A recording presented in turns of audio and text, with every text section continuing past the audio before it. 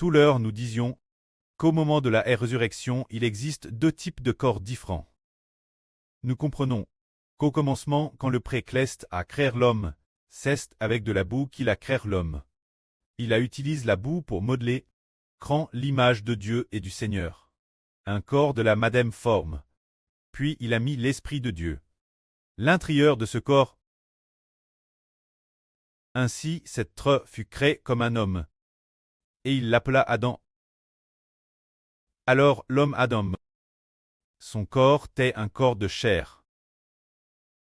Et pourtant c'était un homme parfait. Mais après qu'Adam a psh, l'humanité entre dans la mort et le pshach.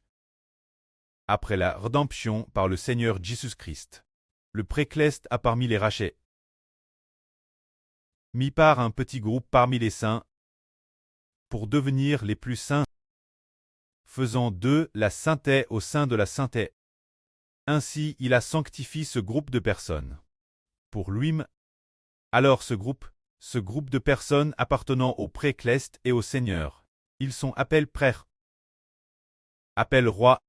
Ainsi au moment de leur création, ils ont eux faon par Dieu pour devenir un corps comme celui de Dieu et du Seigneur Christ. Une vie comme celle de Dieu et du Seigneur Christ.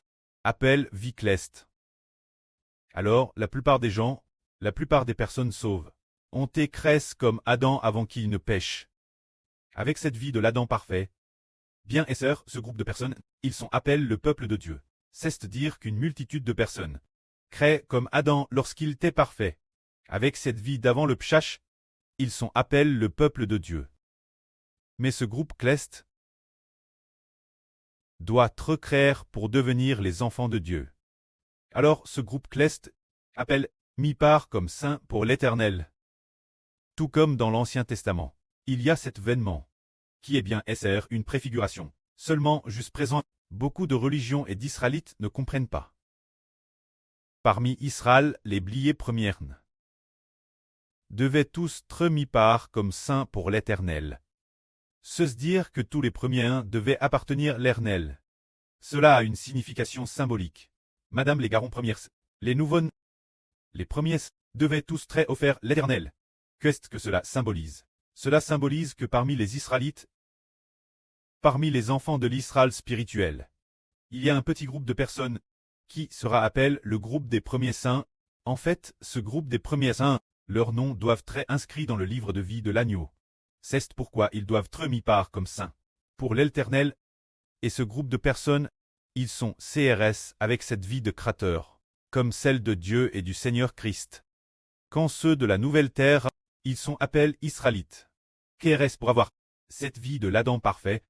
Alors ce groupe de personnes, ceux qui obtiennent la vie éternelle sur la nouvelle terre, ils appartiennent aux frères Héber, appartiennent Israël, et les clestes appartiennent au Précleste l'Éternel et au Seigneur Jésus.